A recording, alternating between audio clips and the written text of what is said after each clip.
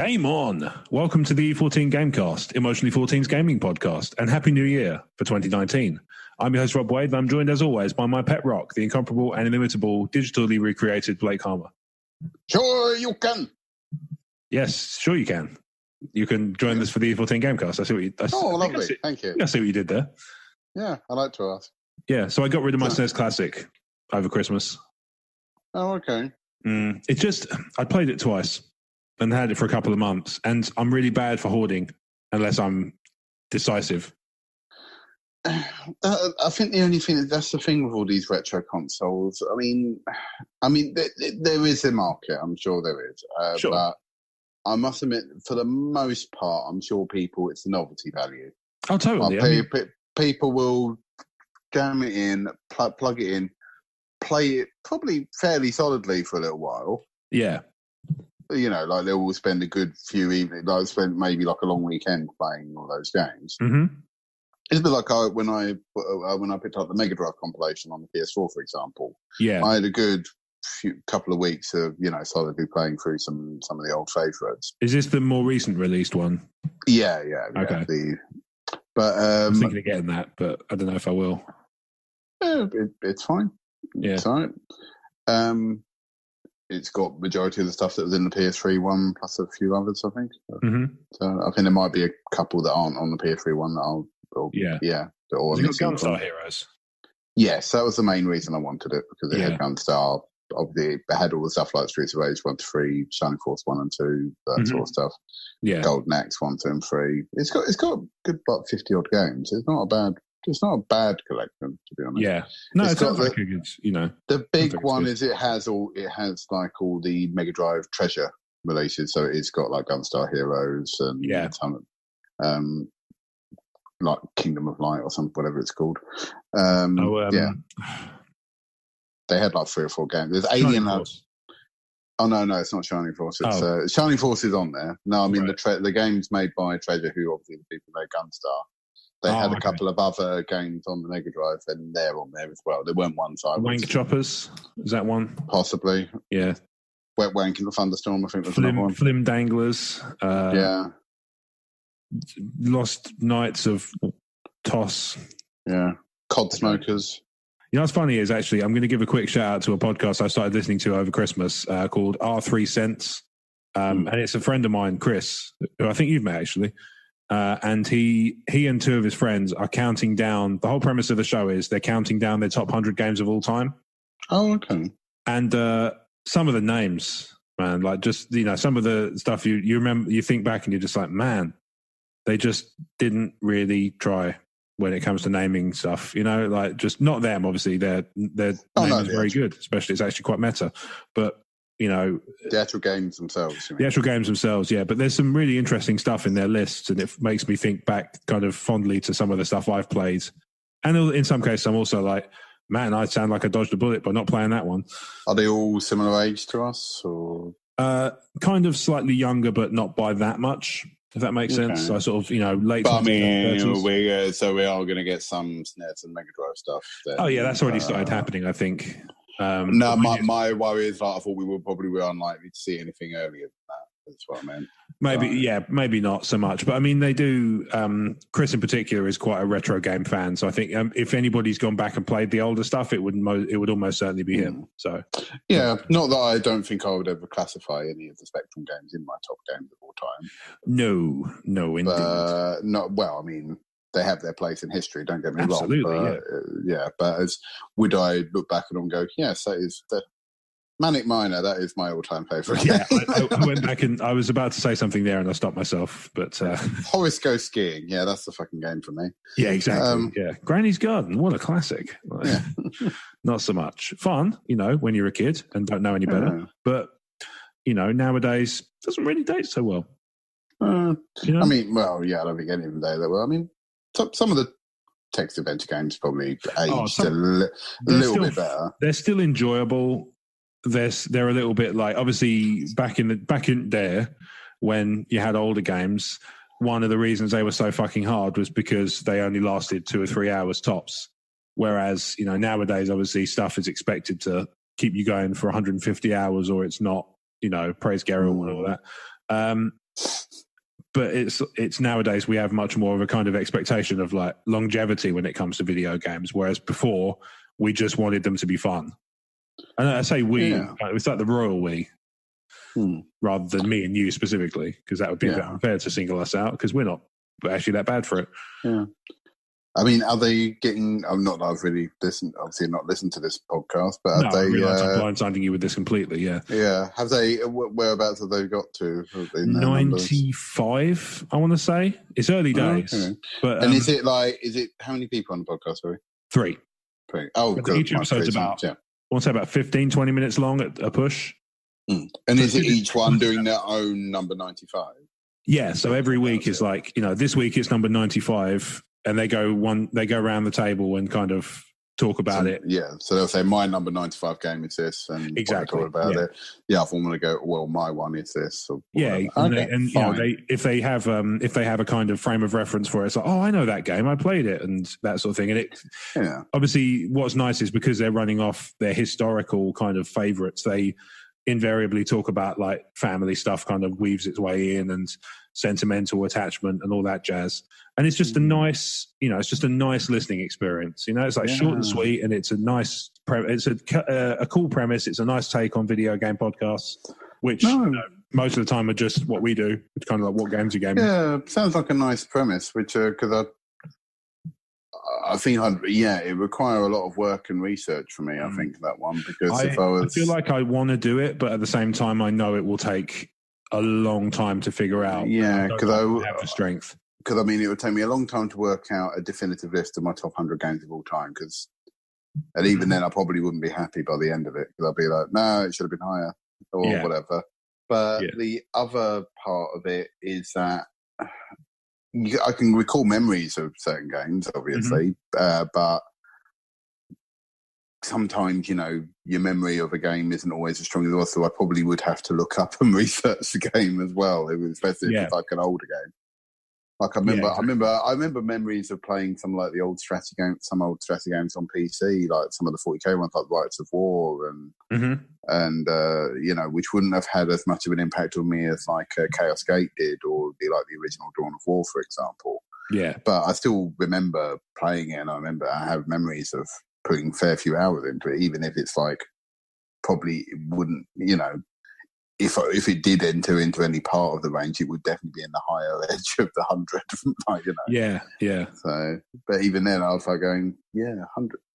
It's very easy to think of like possibly your top 20 or even your top 50, but 100, I think I'd be scraping the barrel a bit in terms of like, did I really like this game, or are they, I just putting it in there because reasons, Yeah, I do get what you're saying.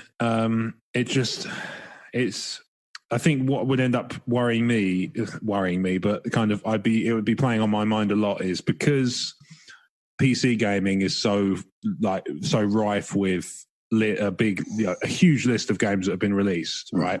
And obviously with consoles, it's easier to narrow down a range because they only exist for a fixed period of time, whereas PC has always, it's been gaming there've been PC games as long as I've been gaming. Oh yeah. So I'd be worried about missing something off the list while skimming over, because you'd have to do at that point. You'd have to do it by year of release. You just no other way of doing it. Yeah, and I think I would have to look through that. And also, that's the thing. Your memories are obviously a lot tied to the games you had available to you, not necessarily the games that were released that year. So I mean, obviously, 100%. It would have been whatever your parents bought you or whatever. Yeah. So. Well, I mean, if you're looking at, obviously, we're about to do kind of a year in review of 2018 in terms of the games we gamed. Spoilers. And a lot of that stuff is stuff I didn't play. It's not stuff that came out last year.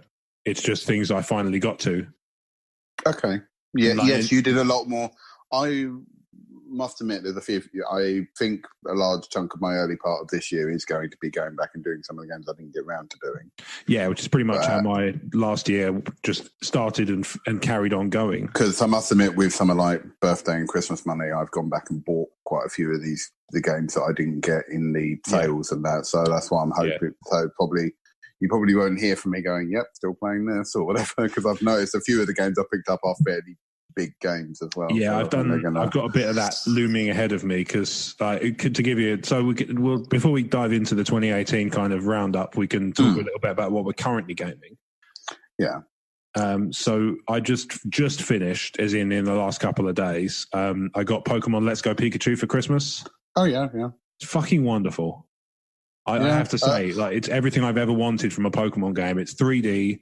You can see the Pokemon on the screen walking around as you're walking through the grass. The catch mechanics have changed quite a bit because it's not like you don't have to. It's more like Go, isn't it? It's more like Go, but actually, once you get into it, it's kind of more fun in a way. Like beans in a bath. This is Michelin, just to throw in some more Michelin Web copyright takedown material. Yeah, but it's more fun. And like the catch mechanics work like Go. You build up your Pokemon's level by catching wild Pokemon and also battling in the same way. Once you finish the game, there's lots of New Game Plus stuff. Okay. To give you an idea, once you finish the game once, the world opens out completely again. You pick up where you left off. So you start with, the same Pokemon you had. Yeah.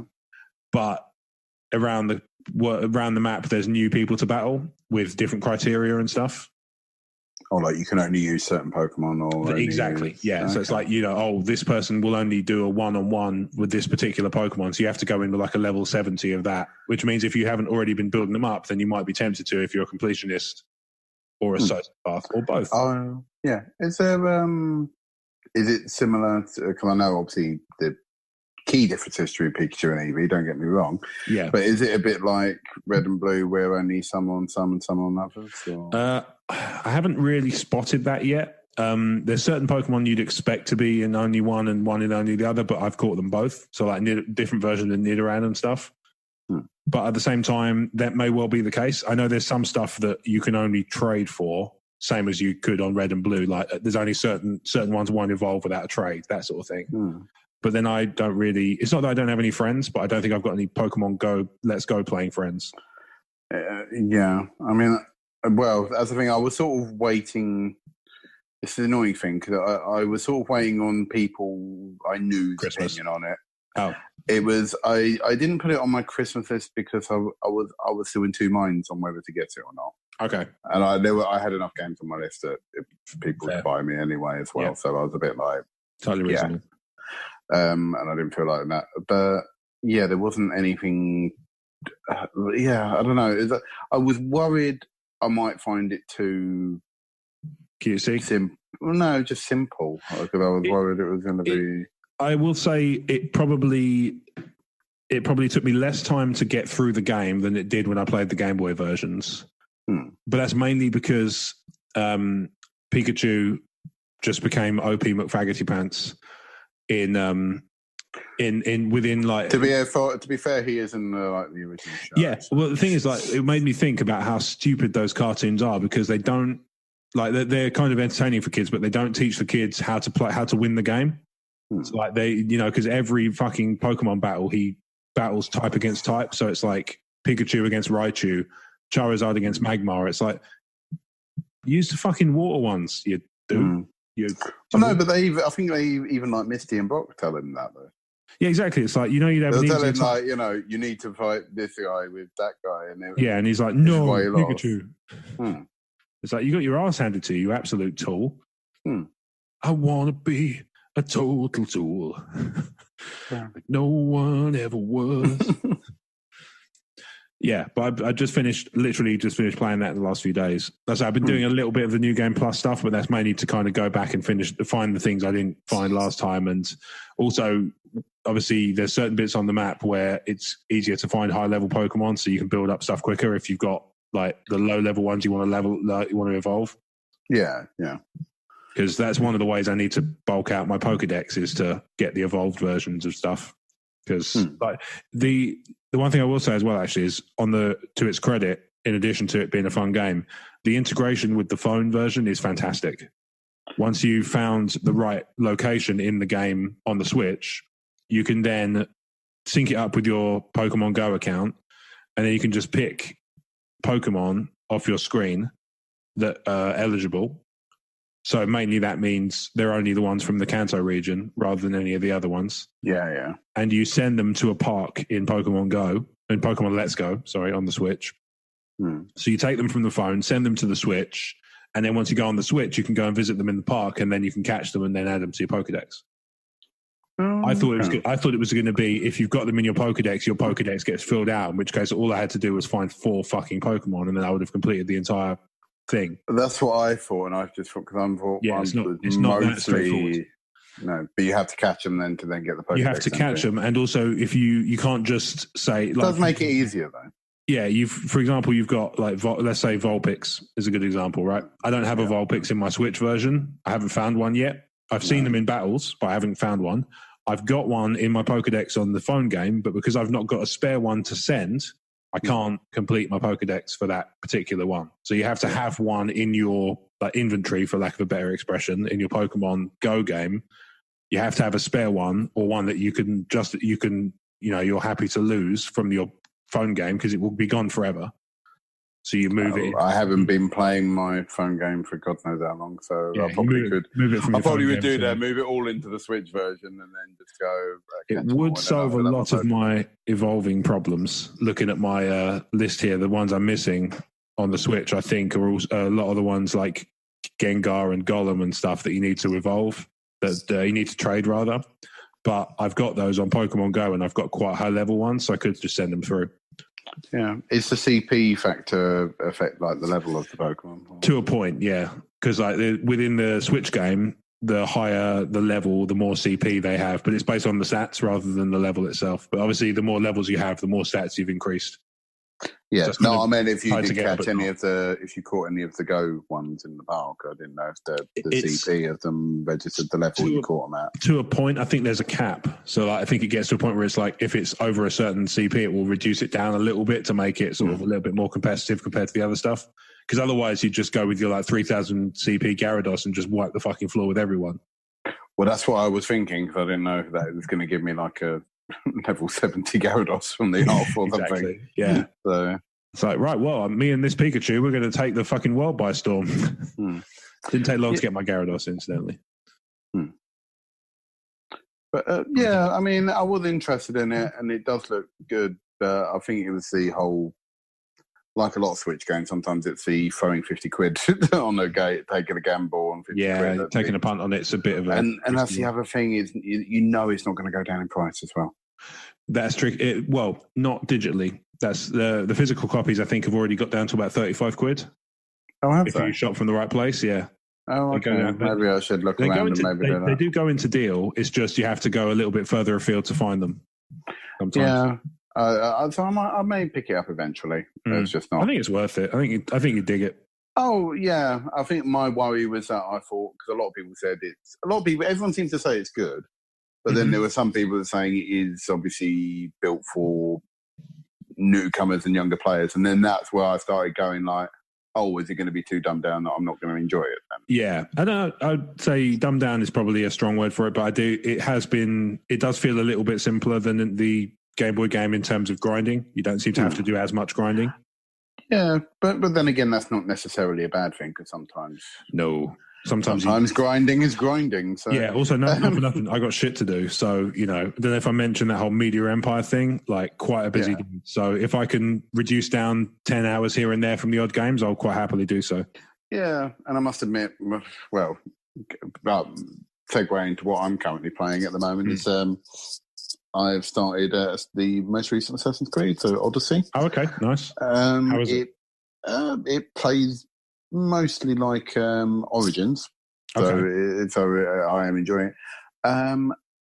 It's taken me a while to get back into my stride, because I had only just before New Year's I finished Red Dead. Okay. I really liked Red Dead Redemption, and if I had one gripe, it was that a lot of people seem to be praising it, saying, "Oh, it was wonderful and storytelling and that." In terms of cinematic and how beautiful the game is, and how it sort of set bars for that sort of cinematic realism in games, and that, yes, it does do all that, and it's amazing. Don't get me wrong, and I'm not criticizing the game. They could have the story could have been shorter though. Yeah. Okay. There were some missions that I felt weren't needed to progress the story, and yet there they were. Yeah, they were there, and I wouldn't mind. Let's put it this way: the game has an epilogue. Yep. And the epilogue took me a good couple of days. Like, I think it's easily another 8 hours. Yeah. To actually finish the fucking game. Wow. And it's an epilogue. You know, most games epilogues would take you like an hour tops. You know. Mm. Yeah, and that one was like a game, almost a game, like some action games in themselves. Like, yeah. I mean, I can't criticize it for value for money. Mm-hmm. But, you know, it feels weird that I'm floating a game for being a little bit overlong. But yeah, I enjoyed my time with it. If I was to say which story I enjoyed more, though, it would be the first one. So. Yeah. But Odyssey I'm enjoying so far. I'm not massively far into it, but I have heard some people have been telling me that it is a massive game, and I could be looking at about 150 hours. So I'm like, and I'll see how I do, because I'm a bit worried it's going to put me off. But if it keeps holding my interest, then that's fine. I'm just worried it's going to be very, very. I'm worried it's going to turn into a grind fest. Yeah, I can see how it might. It's one of those things that could go either way, couldn't it? Really? Yeah, because I'm even finding like some characters I need to fight, for example, I can't one-shot them with an assassin strike, but I can't just shank them and then they're dead. Some of them, you shank them, you take off a part of that, and that initiates a fight. And I thought, well, that's taken out gone are the days of sneaking around to assassinate a target then, because you can't kill the target with one hit when you actually do stab them. So I thought that sort of, I'm hoping that will get better, or I'll get an ability later that means I can kill them quicker. But it might just be because I'm still early level. But I was just, it was worrying me. Yeah. Speaking of, what's it called? Assassin's Creed, I did give Chronicles China a go. Okay. I played a little bit and I thought it was all right, but eventually I just got bored and deleted it. I finished China. That was all right. I gave the one after that, was it India ago, I think it is. Oh, yeah, okay. But there was this one bit that pissed me off, so I stopped playing it. I can't remember what it was. It was something like, you got to get to this thing. You got to get to this area before the guy gets off the map. But unless you do this thing absolutely fucking flawlessly, I don't see how you can do it. Yeah. So I was always like 2 seconds away from getting him, and he always got off the map every single fucking time. So I just got like, what? Fuck this. I'm not fuck you, buddy. Yeah, basically. So it got on my nerves, and I didn't do Russia, even though I have Russia. I think it was given away anyway. Yeah, fair enough. So, I've also been playing. I've still got GTA 5 on the go on my PS4, which is pretty cool. Yeah. And then I played on the Xbox. I did a little bit of Cuphead. I made a little bit of progress. Oh yeah. Obviously, that's a grind because it's just hard, and I'm not very good. And I'm all right with it because the game's still fun and looks incredible. But that's been those are the games I've kind of got on the go. Pokemon, I'm dipping back into the New Game Plus stuff, but I am also doing Stardew Valley, because what I try and do with that is play a game, finish a game, play Stardew Valley for an in-game year, stop at the New Year's Day, and then pick up a different game, so that I don't just play Stardew Valley forever, but at the same time that I also don't ever not play Stardew Valley. Yeah. A game on the Switch I keep going back to, even though I've technically completed it. Yeah. Because it's not actually that hard to complete, because you could, well, depending what you would consider the ending, you could end it. You could end it on the easier settings. Yeah. Is Into the Breach. I haven't played it yet. Oh, it's brilliant. I'm loving it. Yeah, I played some more FTL the other day, though. That was cool. Yeah, you're obviously being made by the same people, and the fact that it opens up with the same loading bar at the beginning made me go like, oh, that's put me in the mood for FTL. Yeah, so also to the point, it's like, oh, I'm fucked. Yeah, there is a bit of that. It's not as... It is easy. I would say Into the Breach is easier than FTL, because I've actually beaten Into the Breach and I can't beat FTL. Am I still the only person you know who's done it? Yeah, I can't. The best I've done is blow off one side of the mothership. I've never... Yeah, that took me a while. I've never done two sides, let alone three. I think it took me 86 hours to do the first playthrough. Oh, God. Yeah. Yeah, I've never done. I mean, I still have a bloody good go once in a minute, and I actually recently rebought it on the iPad because I thought, oh well, at least I can play it on the go then. So and I thought touchscreen controls, it's easy enough as well. Yeah, totally. So, but yeah, so in terms of that's the stuff you're gaming currently.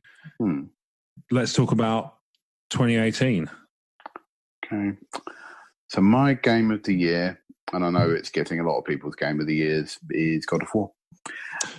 Good choice. Yeah, I loved God of War. I feel like I'm slightly biased because I've loved the series all the way through from the beginning to the end, and I think the way they did a different narrative tone to the story that made it a bit more grown up rather than just me kill things. Thank you so much for your help. Salty Kratos is also angry Kratos and horny Kratos. They all sound the fucking same. And and I think the whole father-son mechanic is nice. It tells a very good story. All the characters are quite good and memorable. And even though it is a fairly lengthy game and has lots of side content, even though the credits roll, you do want I want more. But even though I'm satisfied with what it was, it leaves it open for a sequel. So there will no doubt be a sequel. And it does give you a sort of a teaser for that sequel. Yeah. But because it is such a good game, you do want more. It's not because of they shortchanged you. You don't feel like it's just they obviously did that so they can sell this and this and this. You do. It's like, obviously they've done this because there's a story to tell. They already have potentially an idea of where it's going. Yeah, the game storyline wise, the game feels it does end at a natural point, but at the same time, it does also feel like, they didn't choose that. You would expect them to choose a bigger baddie than what they do for the main game, and the game ends after this big climactic battle with this guy, and you're like, I was expecting someone bigger to turn up,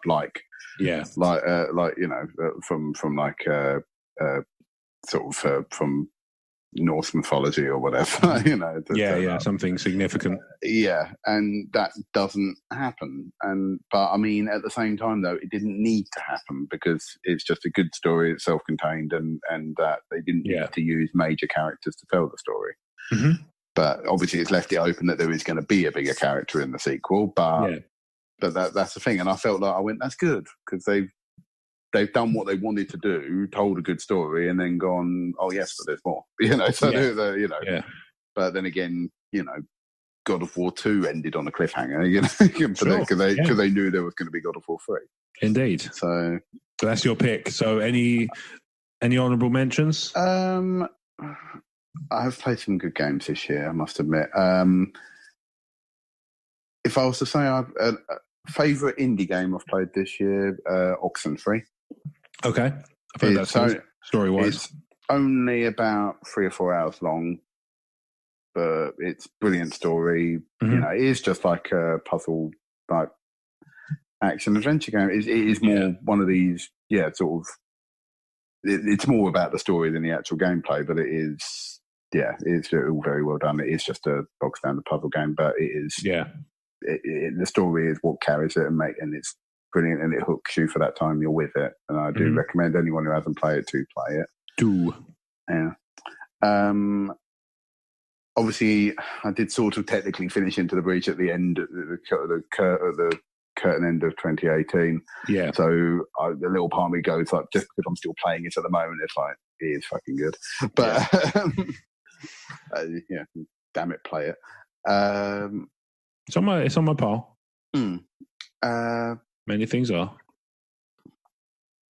I did do a few RPGs this year, but none of them that I would say entered top game of the year. So I did really enjoy Xenoblade. I did really enjoy it. That's probably the next big game I'll do on the Switch. Xenoblade Chronicles X.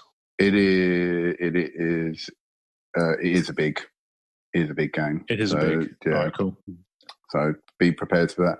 That's fine. Yeah, well, you've heard my only criticisms about the game before, but it's the repetitive talking in it. But apart from that, it is good. Yeah, at least they're not all so fucking nice like Ni no Kuni. Yeah, Ni no Kuni 2 I did do as well. That's on my pile. Yeah, and I enjoy them. They are quite friendly and nice in that as well. But it's not as good as Ni no 1, but I did enjoy it. If I had a game for award, while it wouldn't get Game of the Year, but is just fun, and probably the most fun I've had in quite a while, like, 'cause I always feel like I'm playing games of enjoying storylines or whatever. Yeah. But this one I would like, no, this is just joy. Yeah. Spider-Man. Okay. Yeah, I've heard that's kind of, that's quite common, Yeah, it's not Game of the Year material, but it is, it just feels like, it is just, because it doesn't technically do anything that any of the other open world superhero games done. It doesn't really do anything that like Arkham hasn't already done or anything like that. It just does it all very well, and it captures you, makes you feel like Spider-Man. Tells a good storyline, Bob, but still being in its own universe, so it's its own version of Spider-Man. So it's not like, it's not tied to the films or tied to the comics, even though there's a lot of love and references to other things. Like obviously there's you can climb the Avengers tower, you can there's like you can find like Nelson and Murdoch's for some reason I thought you were going to say Nelson Mandela. I was like, that's a weird collectible. No. Got him in a bag. Gonna keep him in my bag, carry him in my rucksack. You're fun. There's quite a bit of side activities to do. I mean, I enjoyed it enough to get a platinum for it. So, and that kept my interest. I did a couple of point-and-click games last year. I finally finished Monkey Island 2.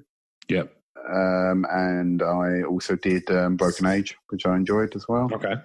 I know that one wasn't as legendary as like the Monkey Island games or anything, but I did still enjoy it. Yeah.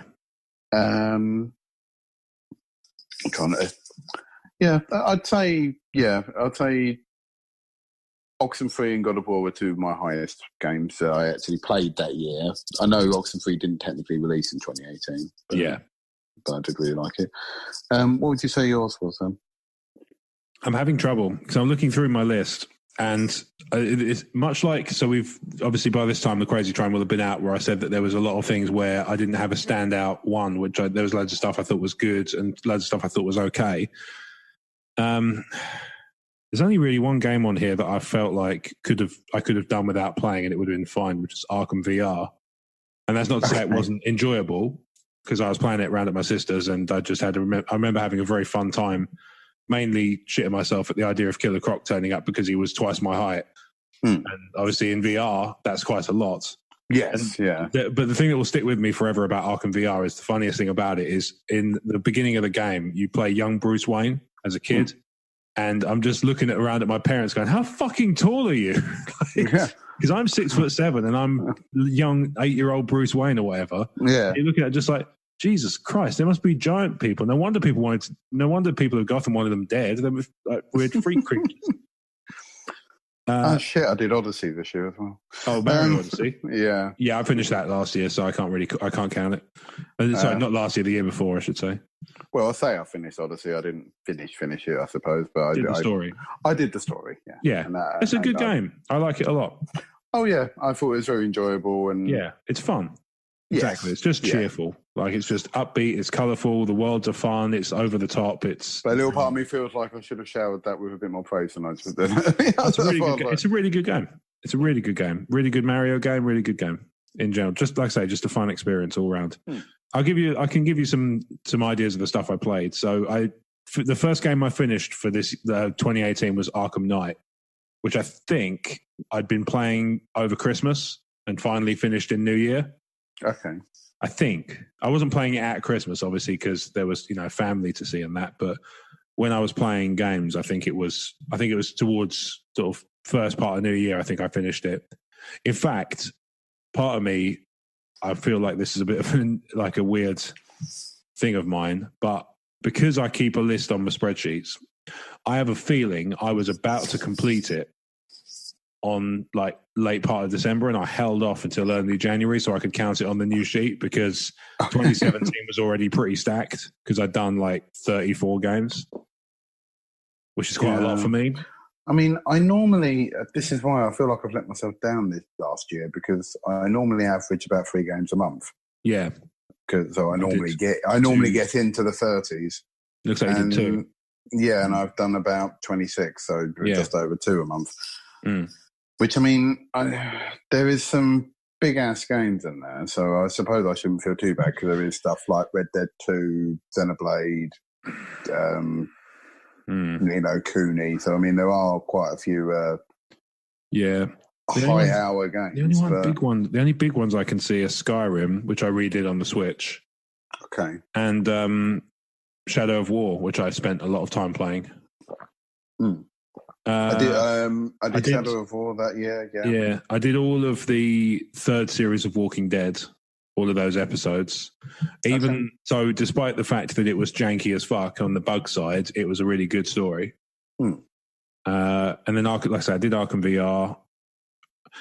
And I'll tell you what, actually, it wouldn't be my game of the year, but I really, really, really, really, really liked Call of Duty Infinite Warfare. So I played that for the first time. That was fun. I thought it was really good.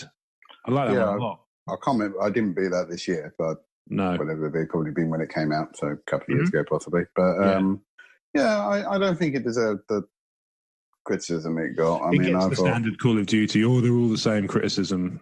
But I mean, ultimately, it wasn't the same. It didn't have a branching story, but it had side missions and all that stuff that you could do to kind of. It was a bit more. Yeah, I thought that was a bit more varied than your typical Call of Duty game, because Call of Duty is normally fairly linear. Yeah. I thought it told a all right story. I think the only problem, I enjoyed it at the time, and I still would rate it as one of the better storylines, but it did also release against Battlefield 1 and Titanfall 2. Yes, true. And I suppose if I was to draw comparison, Titanfall 2 does shit all over it storyline-wise. Titanfall 2 is a really, really good game. But again, I finished that the year before, so I can't count it. Ratchet & Clank was good, the remake. You did that. Yeah, that's a good one. Yeah, I recommend that. I redid the HD Bulletstorm, which I enjoyed a lot, because that was kind of... I'd been... So the couple of games on this list had been just the right amount of time since I last played it that I was in the mood for it again. Okay. So when I played Gears 4 is a good example. It'd been long enough since I played Gears of War that when I was playing it, I was like, yeah, Gears of War. I like this. Had I just gone straight from I remember when I played Arkham Origins a few years ago, I hadn't played City in ages. So I was like, yeah, Batman. Had I just finished, had I done them all in one big go, I'd have been like, fuck this. Yeah, no, I luckily took a big gap before doing Origins, because I think a lot of people said it's basically City. Yeah. Well, that's not an unreasonable critique, but at the same time, City's really good and Origins is perfectly good. Yeah, it's fine, but I think as we said, I think it had just been enough time between them that I was okay with it. I didn't play it at launch either. I waited a bit and then played it. So I did. I got 1 or 2 of the endings on Papers, Please, so it's on my list for some reason.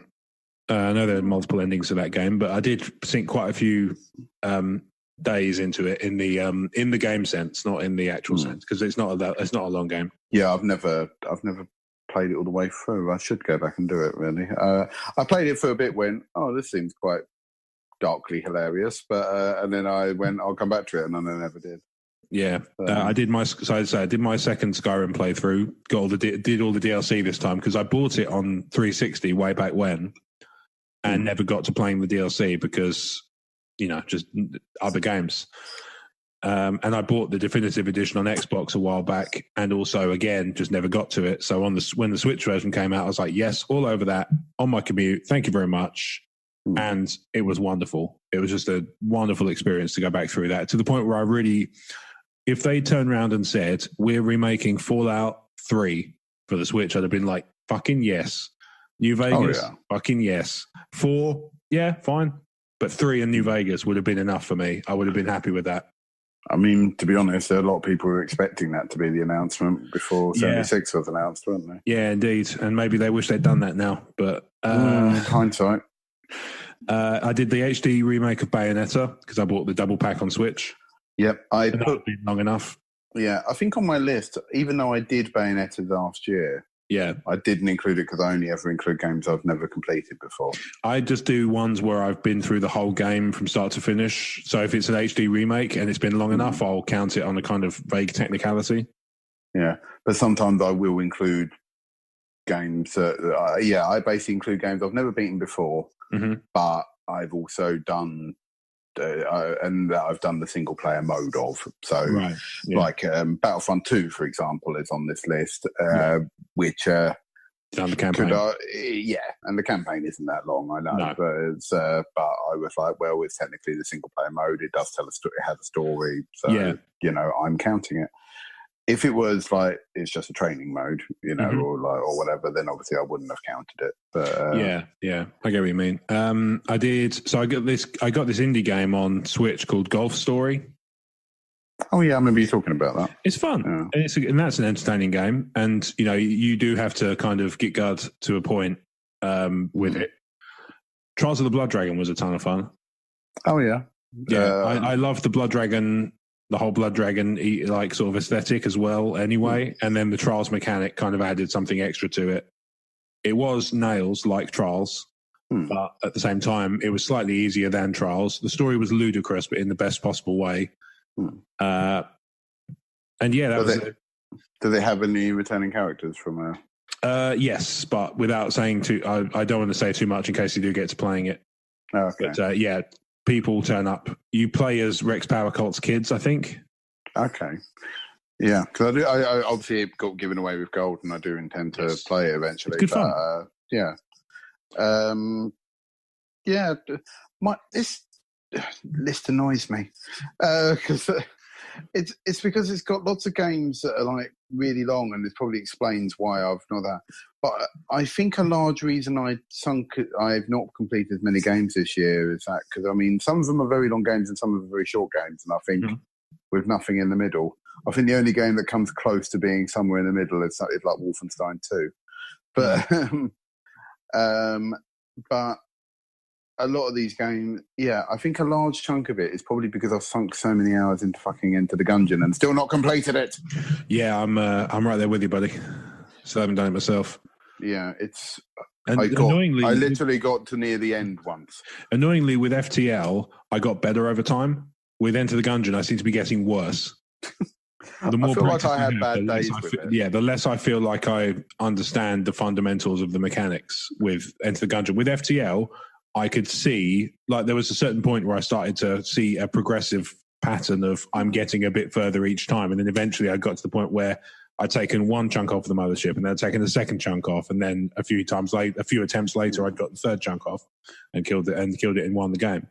But like with Enter the Gungeon, it's like level 1, level 3, level 2, level 1, level 1, level 1, level 1, level 3, level 1, level 1, level 1, level 1, change character, level 1, level 2, level 1, level 1. It just goes like this ad infinitum. And then I'm ages without playing it, and then I'm back and I'm just like, dying tutorial. Like, could you even do that? Apparently not. Apparently you can. Yeah.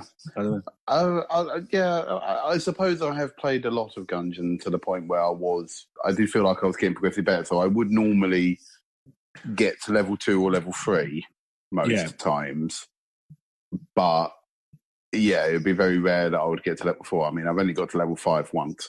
Mm-hmm. I don't even do the dropping down a level to a later level because I know I've unlocked that for like level 2. Yeah, but it gives you such crap weapons when you start. I was like, I might as well play through the first one because I'll get better gear. Mm-hmm. So I didn't really see the point. I think a lot of it is on luck because sometimes I've been gifted with loads of good power ups and that early on that I was able to carry my way through a large chunk of the game. Yeah. And then sometimes that you'll start a run and then you'll get nothing but really wank guns, and then you'll get to the first boss and you're like, I've got nothing to take it down with. Yeah. So, you might scrape a victory, but you just know from that draw early on, you're like, I might as well restart. Yeah, indeed. I finished off The Walking Dead because I liked, that was one that Jen liked to watch. So I had to wait for her on that one. And then I went back and played, I went through this phase last year, and I think I should probably resurrect it, of using a random number generator to choose which game I was going to play next. Yeah, I remember you saying that. Yeah, so I did. The first one it chose was actually quite a good pick, so I think I should probably give it another go because it gave me Hitman Absolution. Okay. And I remember having a lot of fun playing that. I quite like games with multiple ways to attack something. What's funny was there's a level where you're walking through like a Chinese market and you've got to kill somebody, and I bombed a suitcase or something. Okay. I poisoned a suitcase. That was it. I poisoned something with poison, funny enough. And I waited, and I stood basically. With your spores? Yeah, I watched this bloke go up the stairs, and then he disappeared behind the stairs, and I just stood outside the window and waited until I heard them die, and then just started walking to the exit, just calmly. And then by the time they'd figured out what was going on, I was long gone. It was brilliant. But just like bits like that, where you figure out how to do something really, really clever. You're just like, oh, I see. If I do that, then it's like, oh, and it's almost like when in a Sherlock Holmes story where he starts to kind of clue you in, and you start to piece it together yourself. It's that kind of like, oh, if I do, oh yes, and that would work, yes, and yes, it worked, yes, did it, nailed it. Yeah, I mean, I never really got into the Hitman games because I found it very, I don't know, I never had the patience for them, I think, right. was the thing. And I found the whole stop-start, that making one mild mistake basically forces a restart. Yeah, there is that. I used to be more patient with it when there were fewer games, or when I had fewer games to choose from. But nowadays I'm just like, I need to basically play this like a, Call of Duty game in order to get through it at the speed I'm happy with. Yeah, but I mean, I must admit, I've been watching videos and that of the most recent one, the episodic ones. Yeah, well, I think the second one isn't episodic, but is it not? No, it's its own game. I've heard it actually includes all of the first game basically as well. So okay. I might, if that's true, I might be wrong. But I might have the first season. Having said that, but I mean, I might pick that up at some point, because I've been watching like Outside Xbox play it a lot, and stuff like that, and it looks quite fun. And I did play the prologue demo, and I thought, oh, it seems alright. I know the prologue demo probably is like made it easy, so you've got you have to win because because we wanted to buy the fucking thing. But it made me feel clever, and I was like, oh, well, maybe I will pick it up eventually. But I must admit, I've bought about 10 games recently, and I was like, it'd probably be about April before I actually get a new game. But because I've got like Kingdom Come Deliverance, BattleTech, the Spyro trilogy. I've got loads of games in my backlog now to work through. So, but from what I've seen of Hitman 2, it does look good fun. Yeah, I'm sure it was. And then I played Bayonetta 2, which I quite liked, but I think I'd probably not left it long enough since I'd played the first remake. SteamWorld Dig, I've never finished that before, so I finished that. Oh, right, I did the second one. For Vectron. Turns up at the end. I was well happy with that. In terms of like just enjoyable, fun experiences, I played this game called Letter Quest, and it's a remastered version on Xbox. Oh yeah, I think I played it. When I briefly had what's it called? Game Pass. I had it for like a month or two, and it was on there. And it was one of those things where I was just like, yeah, fuck it, I'll just play that because it's a small little fun game. It looks like a laugh. Yeah, I think it was given away with PS Plus a while back, because I think I did play through it. Is it the one where you're like a Grim Reaper? Yeah. Little Grim Reaper type bloke. Yeah, it's good. It's a fun game. I blitzed through that fairly quickly, but it was good fun. Yeah, and then I did Super Hot, which I thought was good while it lasted. I did find it. I found the mechanics a bit like, how obviously the whole thing is like time only moves when you move. I was like, it doesn't though, does it? It kind of crawls along and like punishes me in unfair ways. But I don't know if that's just because I need to get good. Who knows? I don't know. I played that a bit like Hotline Miami, with every time I died, I was like, no, I can do it this time. Yeah. And it's good in that respect. Yeah, because that game is made better by the fact it's got quick restarts, a bit like Trials, but Hotline Miami. That's tell you what, actually, that intrigues me. The idea of playing that in VR intrigues me, because there's a VR version. Yes, that would be one I'd like to give a go. Actually, yeah. And then I went back and in a similar vein, going back and finishing going back to the old games, especially the 360 Batcat stuff. I finished Stacking. Remember do you remember Stacking? Oh yeah, I've never played it, but I know it's like a Double Fine. it's a Double Fine one. Puzzle game type thing. For those who've not played it before, it's like you play little Matryoshka, the little Russian dolls that nest. And the idea is that you have to put the right combinations together to solve puzzles and get through doors and find keys and all that shit. And each section of each level's got 3 or 4 different ways of doing it, and you have to find the right one and kind of puzzle it out, which is quite cool. It's got a lot of replay value for that reason, I guess. Okay. And Jen was doing so. Jen has this habit with games where she'll pick up a game because it interests her, and that's good, and I'm really happy when she picks one up. And then she'll play it for a bit, get stuck, get pissed off, and then I have to come in and play it with no context of what's going on.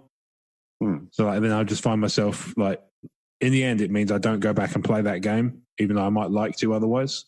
In this case, I didn't because it was Last Guardian. Oh yes, I'm not a big Team Ico guy. I just find I find the controls fiddly. It's well documented. Yeah, I find the controls fiddly and annoying, and no game has really nailed that down for me. Probably the closest was Shadow of the Colossus, and even then I didn't play it for very long before I got pissed off. Then I played Infamous First Light, which I thought was short but sweet. Yeah, it's fine little. It's more standalone, really, isn't it? DLC, really. Yeah, I had a lot of fun with Second Son when I played it. So for me, it was like that made perfect sense as a kind of next step to enjoy. When the fuck did I play that? I hope they do make another Infamous. I hope so. And the fact that they've established that there's this universe where different people have got different powers, I think they should definitely run with that. Yeah, because I know. My main gripe with Second Son was that it wasn't as long as the other ones. They could have done with more content, basically. Yeah, I liked the tight story, but at the same time, I know what you mean. There wasn't as much to do, and it was all a bit like the graffiti stuff was fine, but it felt like it was because it was still early PS4 life. It was very much do the things that the PS4 can do. Look at the pretty things that the PS4 does. Lovely.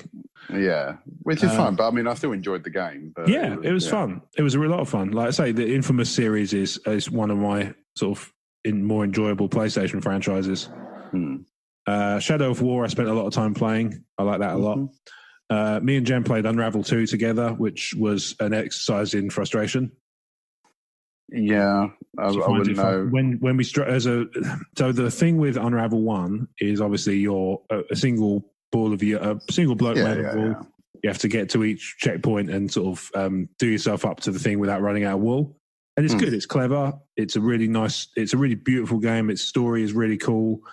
I never finished it, but I enjoyed what I played. I think I got stuck on a bit. It's not massively long. It's got replay value to a point, that sort of thing. The second one, the way they handle the wall thing is you've got 2 characters joined together at the hip. Okay. So if one dies, you both die. Now, Jen thinks that's fucking hilarious. But when you're me and you've been trying to do that bit for 10 minutes and you've nailed it, you've done your bit quite admirably.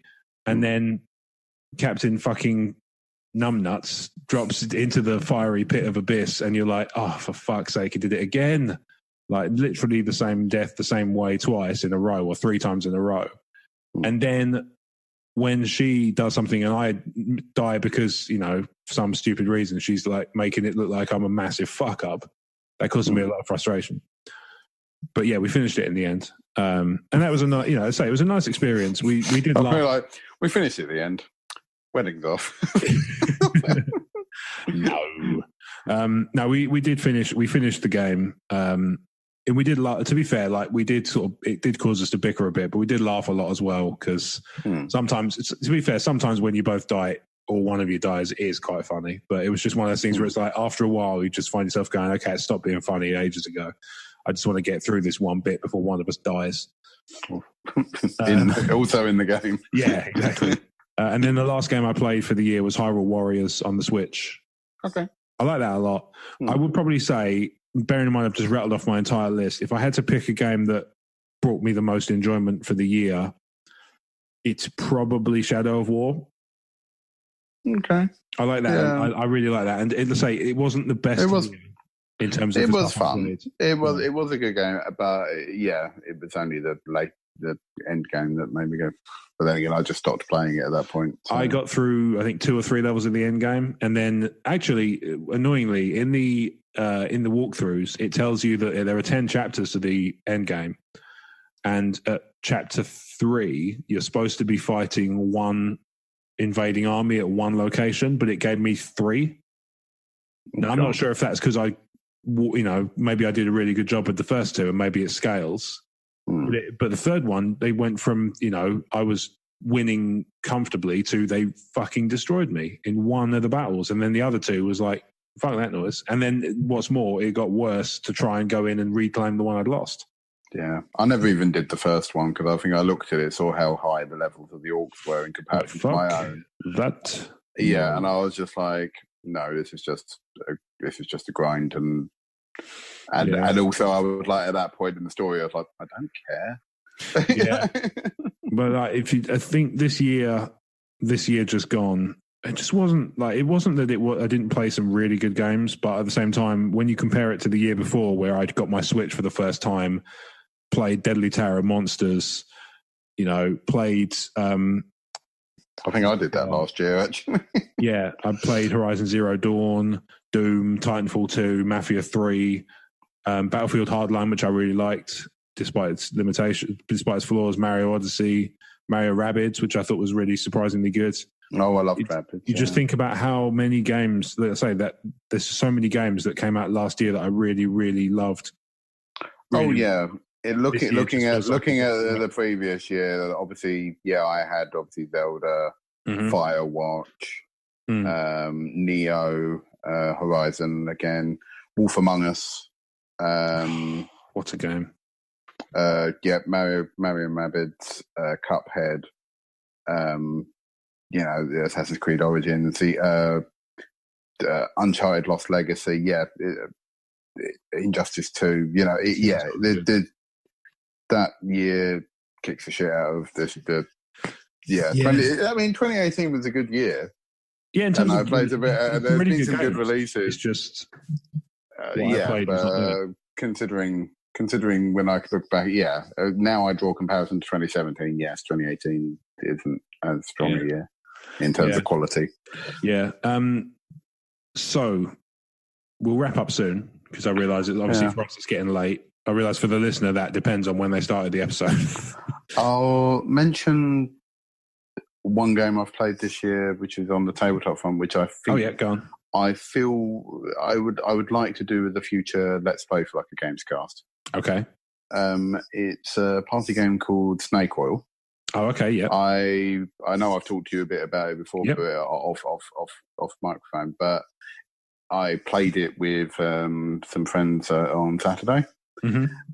Just gone, and it's brilliant. You basically in a similar way, it's just a card game, but each of you, one person plays like a customer, so there's like lots of different things. So like there's like normal generic things like, oh, I'm a soldier, or I'm a scientist, or that.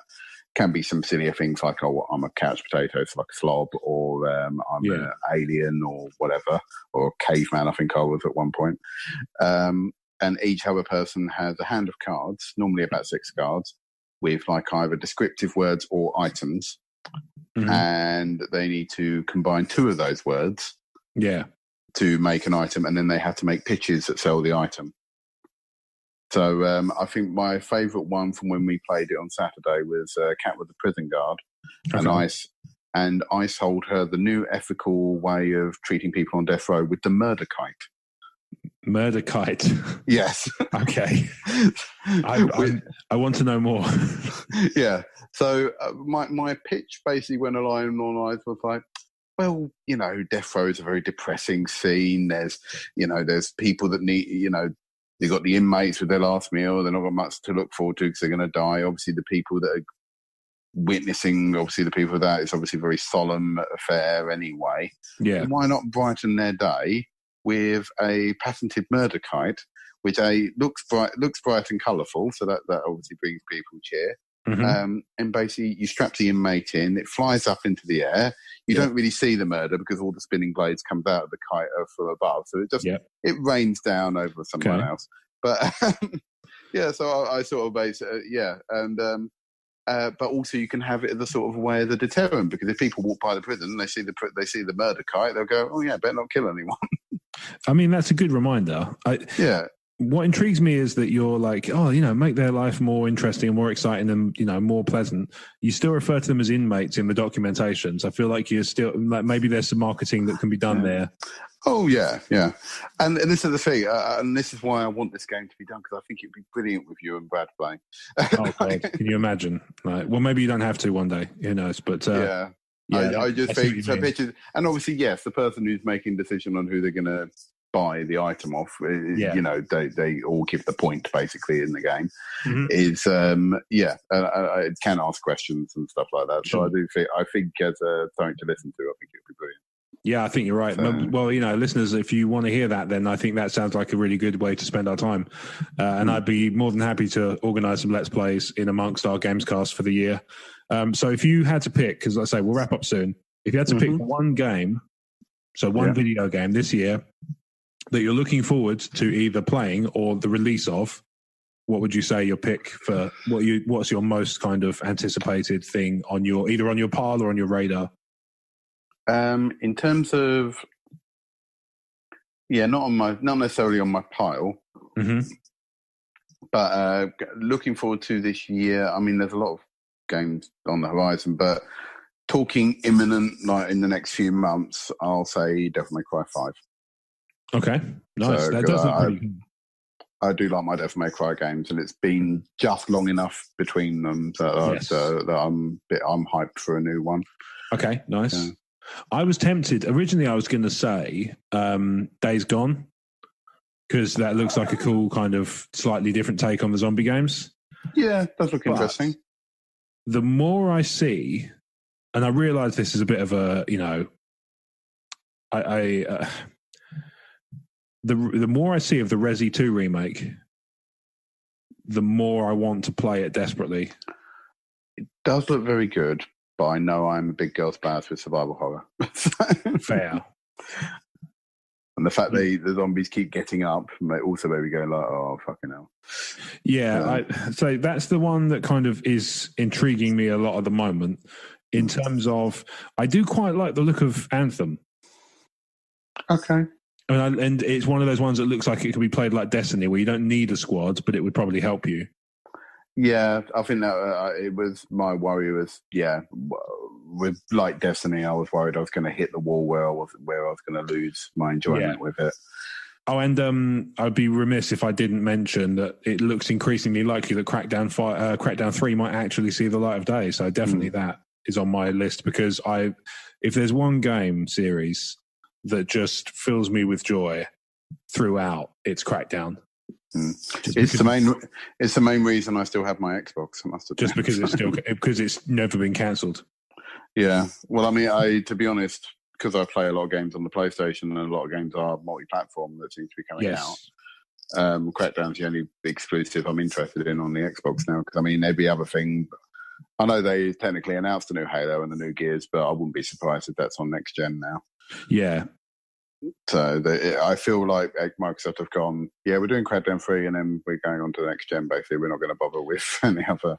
Yeah, it does seem entirely plausible that that's exactly their strategy. But at the same time, I think they are looking to build up a decent set of studios, because they've obviously got Ninja Theory under their catalogue now, which is a really good acquisition, because they're bloody marvellous. Oh, actually, good point. You just made me remind of not the Ninja Theory. Obsidian's new game looks really good. It really does, doesn't it? Is it the Outer Worlds it's called, or the something like that? Yeah. It looks really. It basically looks like what Fallout should have been. Yeah, exactly. So, that would be nice. But yeah, it was very, very cool. It looks very, very good, and I do find myself intrigued by that particular one as well. Yeah, in terms of new IPs, that's the one that's got me most hyped. Yeah, well, this is the thing. Obsidian, obviously, they make buggy games, but most of the stuff I've played of theirs, I've enjoyed. Yeah, I've only ever played a couple of their games, but if I'm thinking like, New Vegas is possibly one of my favorite Fallout, so I'm happy. or just on the back of that, I'm happy to play. Yeah. Really. It's with Obsidian, like I say, I played what's it called, New Vegas, a ton because it's Fallout and because I really enjoyed the world they built. I played a fair bit of Alpha Protocol, considering it wasn't very good. I know a lot of people rave about that game, but I really found it quite. There was points where I was like, "This is way too easy," because not for nothing, but all it took was okay. I fucked up my stealth. Oh, they've just sent every enemy possible after me. I'll just wait then and just pick them off one by one. And then I found myself just walking through an empty level for 10 minutes. Because they just sent every single enemy after me. Yeah, I never played it. I mean, I think I've got it in a bundle somewhere, so I do own it, even though I've never played it. But I think it's because of, I've generally heard bad things about the game, but some people do post things saying how they have like a love for it. So I worry that it falls into... There's a lot of, like, it's got a decent Metacritic, it's got a large amount of, write-ups about why it's great and why it's the underappreciated gem of last gen and all that jazz. But then some of these people said Deadly Premonition was really good. I can't take them seriously. Well, that's why I was going to say it feels like it falls into the same hat as Deadly Premonition. Like it seems to be very, very Marmite as well. Some people seem to see past its flaws and see a greater game than it actually is. Yeah, indeed. I think some people also kind of get really stuck into the premise as well, which is commendable, but at the same time, not why I play games necessarily. It might help, but it doesn't. It's a bad game with a good premise. It's still a bad game for me, whereas some people can let that slide. But in the same way, I mean, I'm sure there's aspects of games that I can't. A really good game with shit controls will put me right off. It doesn't matter. Oh, yeah, it's the best game ever. But like they've made a lot of really good games. So I'm optimistic. Yeah. If I can pick a third game that just because if it does come out this year, because I'm not 100% sure when it's actually due for release. Yeah. Dying Light 2. Okay, fair enough. The main reason being is that I did really enjoy the first Dying Light, so I'm hoping, and the fact that they've been quite heavy on keeping the game going with like development and that. Not that I really carried on with it after finishing the game, but I like that they've obviously got a lot of passion and love for the game. The second game looked like it has quite good and branching stories, and they've got one of the main writers behind that did New Vegas.